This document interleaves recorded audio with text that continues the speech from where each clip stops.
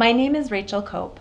I am a university professor who has a PhD in American history with an emphasis in women's history. I am also a vesicovaginal fistula survivor. I have been dry since July 2020. Women in Africa develop fistulas as a result of prolonged obstructed labor. My fistulas developed as a result of severe bladder injuries from an abdominal hysterectomy. Although I am fortunate to live in a country with a solid healthcare structure and reside just minutes away from an excellent hospital and various medical centers, my journey to healing took a full year.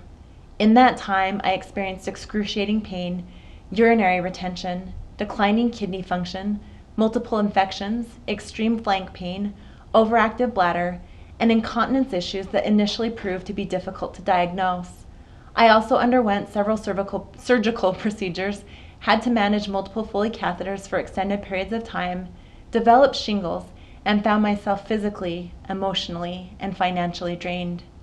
In the midst of my suffering, I learned more about fistula victims throughout the world, and I wept for and with them. Though my experience had utterly eliminated any quality of life and seemed to have no end in sight, I had a supportive urologist who was committed to my care and sympathetic family members and friends. In contrast, many fistula victims throughout the world live in small rural villages and are thus entirely cut off from much-needed health care.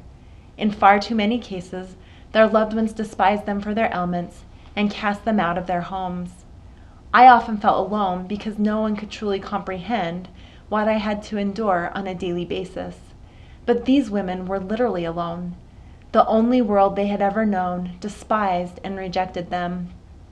As I continued to reflect upon the plight of my fistula sisters in developing nations, I discovered the Worldwide Fistula Fund.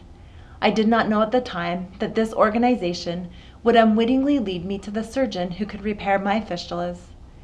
Like many other fistula victims, I became a fistula pilgrim, traveling 1,700 miles to have my fistulas repaired. I was declared dry on July 30th, 2020, ironically, one day shy of the first anniversary of my hysterectomy. Due to my first-hand knowledge of the devastation that comes with leaking urine uncontrollably, I am deeply committed to raising awareness of and funding for those who suffer from obstetric fistula.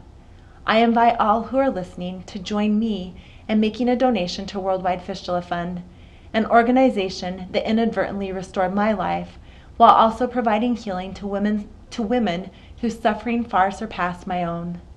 Every fistula victim deserves the chance to live again. Please choose to give so that their suffering may also subside as they transition into fistula survivors, just as I have.